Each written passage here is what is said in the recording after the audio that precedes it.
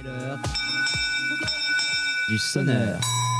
Ah, vous savez, Jehan Daviet, le père de Lola, cette fillette dont le corps a été retrouvé, je le rappelle, on avait fait des sujets très éprouvants d'ailleurs ici, dont le corps a été retrouvé dans une malle dans le 19e arrondissement de Paris en octobre 2022. Eh bien, son père également est décédé à l'âge de 49 ans dans le Pas-de-Calais. La maire de la commune en a été informée par les pompiers vendredi soir. On ignore les causes exactes de sa mort, mais ses proches estiment en tout cas qu'il n'a pas pu supporter le meurtre de sa fillette de 12 ans. Il s'était depuis séparé de son épouse, alors qu'avant, avec elle, tout allait très bien, disait-il. Il disait « Pourtant, je l'aime, ma femme, et je vais tout faire pour la récupérer ». Il avait également expliqué qu'il était retombé dans ses démons, comme il disait. Je suis retombé dans mes démons alors que ça faisait plus de 3 ans que je ne buvais plus. Mais qui ne retomberait pas dans ces démons, posait-il la question. Je vous propose qu'on écoute 2 extraits de ces témoignages sur M6 de Jehan Daviet, qui expliquait d'abord que Dabia avait tué en tuant sa fille toute sa famille, et puis qui explique qu'il était totalement dévasté. On écoute le premier extrait. Cette femme qui a enlevé la vie de ma fille, elle a tué toute une famille. Voilà. J'ai perdu ma femme, j'ai tout perdu, il va falloir que je remonte la pente, moi. Et c'est dur, mais il va falloir, parce que sinon, si moi je remonte pas la pente, en gros j'enterre tout le monde, quoi, avec moi. Tout ce que je veux aujourd'hui, c'est me refaire soigner et m'en sortir de ma vie. Déjà pour mes enfants. Pour mes enfants et ma femme que j'aime. C'est le minimum que j'y dois. Et c'est le minimum que je dois à mes 2 garçons qui restent. Un jour après l'autre. Et on fera ce qu'on peut. Voilà, terrible témoignage où on entend qu'il va tout faire aussi pour les 2 garçons, ces 2 garçons qui lui restent. Et voilà, depuis donc Jehan Daviet nous a quittés. Deuxième extrait, toujours de ce reportage sur M6. Écoutez encore Jehan Daviet. Ça fait 1 an et je suis dévasté. Vous voyez comment je suis aujourd'hui ? Ouais, je suis dévasté. Ma fille, c'est un amour. Voilà. Et ça restera toujours mon amour. Et elle vit toujours pour moi. Jusqu'au bout de ma vie, elle sera dans ma tête, cette journée. C'est impensable.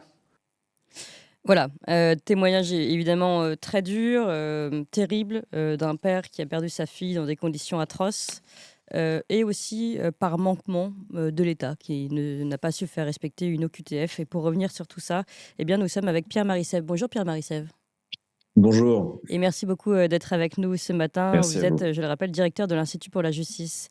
Là, évidemment, ça nous rappelle tout ce qu'on avait déjà pu évoquer avec l'affaire Lola, cette Algérienne, la criminelle, une Algérienne de 25 ans, Dabia B, était en situation irrégulière sur le territoire français, visée par une obligation de quitter le territoire français, et voilà, une obligation qui n'avait pas été mise à exécution. Oui, moi, quand j'entends le témoignage du père de Lola, j'ai envie de dire, j'aurais envie de lui dire une seule chose, c'est qu'il a fait tout ce qu'il pouvait. Il n'aurait pas pu plus protéger sa fille. Ce qui s'est passé n'est pas du tout de son fait.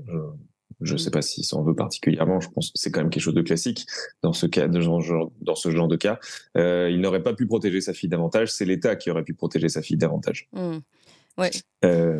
Donc effectivement, une OQTF qui est non exécutée, c'est-à-dire qu'une personne qui a été identifiée comme étant indésirable sur le territoire, identifiée par l'État et qui n'est pas derrière expulsée par l'État. Donc ça pose évidemment la question de la responsabilité. Quand on voit les taux d'exécution entre 5 et 10% des OQTF, ça pose vraiment la question de la responsabilité de l'État.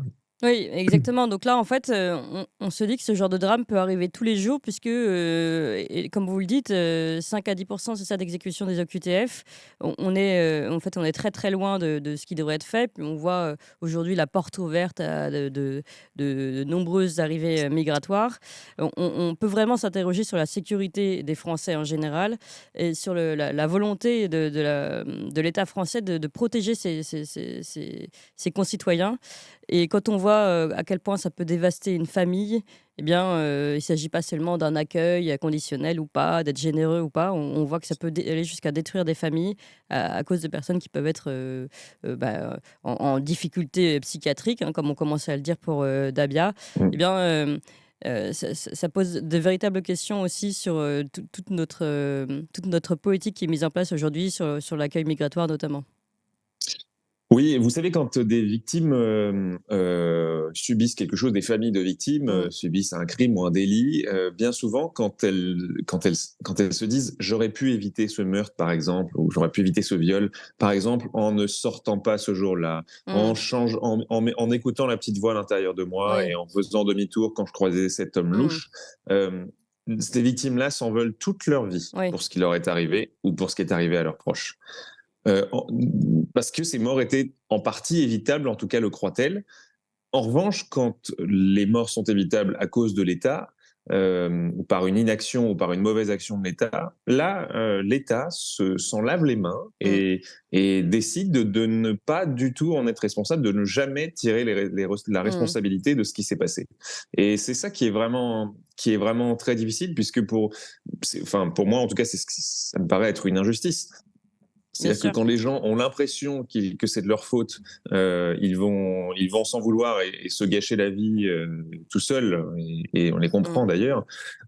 C'est tout ce qu'il y a de plus humain. Mais en revanche, quand c'est l'État, quand c'est la collectivité, là, à ce moment-là, personne n'endort pas la nuit, hein, si ce n'est les victimes qui vivent avec les conséquences des actes qui sont arrivés. Alors, Donc, je voudrais aussi qu'on aille sur la partie psychiatrique de Dabia B, Oui. qui a été transférée en février 2023 de la prison de Fresnes, où elle était en détention provisoire, vers une unité pour malades difficiles dans un hôpital psychiatrique de Villejuif dans le Val-de-Marne. Et puis là, il se trouve que le 16 février dernier, il y a eu une reconstitution du jour du meurtre qui s'est déroulée sur les lieux des faits et qu'elle elle a été à ce moment-là sortie et mise sur les lieux. D'ailleurs, est-ce que c'est ça qui a particulièrement bouleversé le père de Lola à ce moment-là? On ne saura jamais après coup. Ce qui est sûr, c'est que voilà, elle qui, dans un premier temps, on avait vu qu'elle avait un profil psychiatrique qui ne posait pas question, finalement a été transférée. À ce sujet, Pierre Marissef, je crois que vous tenez un discours plutôt nuancé en nous expliquant que l'hôpital psychiatrique, c'est pas forcément la panacée.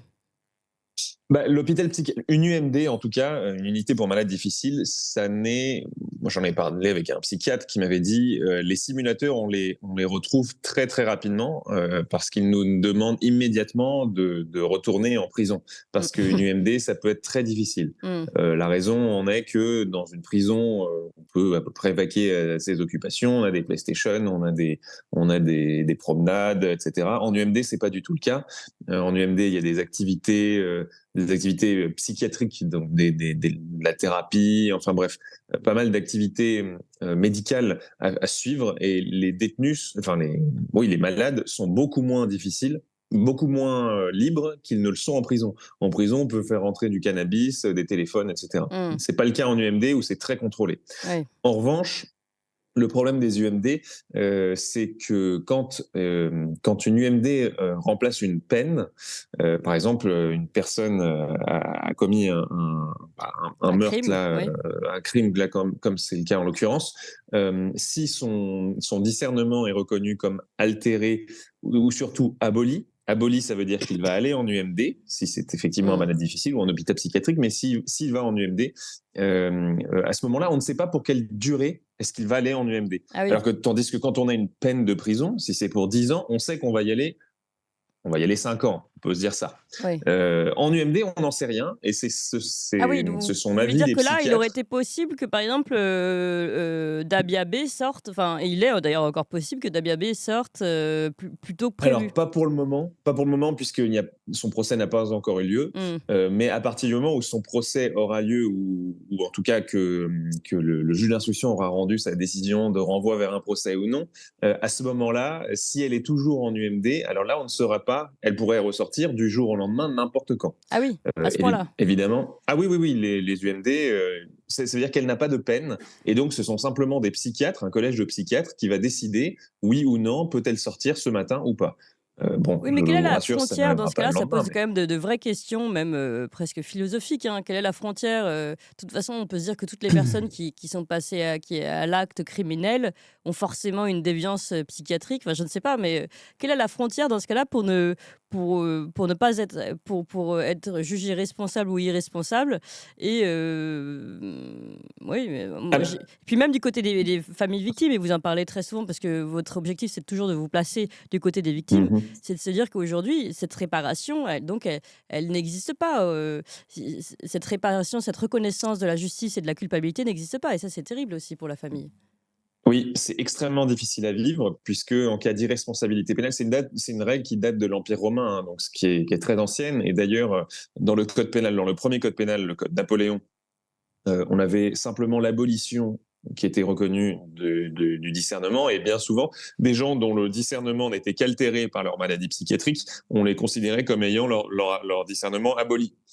Aujourd'hui, c'est une des rares bonnes choses qui sont arrivées avec le nouveau code pénal de 1994, c'est qu'on a permis d'avoir une petite avancée. On a maintenant également une altération du discernement qui permet une sanction pénale tout de même avec une circonstance atténuante.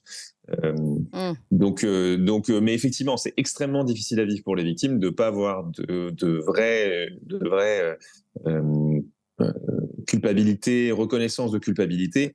Maintenant, c'est une règle qui date de l'époque romaine, qui est très ancienne. Le problème, c'est que moi, quand j'en parle avec des psychiatres, ils me disent, ce sont des gens, si on les emmène à un procès, ils ne comprennent pas ce qui leur arrive. Ils ne savent pas où est-ce qu'ils sont. Ils disent, moi, c'est ce que me disait un psychiatre, il me disait, ça ressemblerait à un cirque, puisque ça n'aurait aucun sens. La Mmh. personne ne comprendrait pas ce qui se passerait. Et les victimes seraient de toute façon insatisfaites de ce qui se passerait. Mmh. Euh, donc, euh, Donc finalement, donc, vous allez dans le sens du fait, parce qu'à chaque fois, maintenant qu'il y a des crimes, enfin pas à chaque fois, mais très souvent, très vite, on entend, oui, mais profil psychiatrique altéré, voilà. Donc, on a oui. l'impression quand même qu'on est dans une société aujourd'hui avec de plus en plus enfin, de fous, non, mais de déséquilibrés psychiatriques. Alors c'est sûr, c'est qu'il y en a un certain nombre. Je ne reviendrai pas là-dessus, mais il y a beaucoup d'études qui montrent que l'immigration provenant de certains pays d'ailleurs pose des problèmes psychiatriques particuliers. Oui, mais en Euh, fait, c'est pas l'immigration en soi, c'est le déracinement. Ces personnes-là sont aussi euh, sorties de leur propre cadre, non? alors non, non, il y a des études, il faudrait que je vous donne des références que je n'ai pas, donc je ne vais pas Mmh. m'avancer là-dessus, Mmh. mais beaucoup d'études ont prouvé que certaines origines avaient certaines maladies, tandis que d'autres origines en avaient d'autres. Mmh. Voilà, la schizophrénie, par exemple, serait typique de certaines origines. D'accord. Tant que j'ai pas d'études, je vais pas vous dire Mmh. lui donner Mmh. plus de détails là-dessus, mais en tout cas, je pense que c'est lié. Il y a certainement une explication là-dessus. Euh, mais en revanche, oui, c'est vrai qu'on peut avoir l'impression que la psychiatrie est reconnue, le trouble de psychiatrique est reconnu un petit peu facilement, ça c'est certain.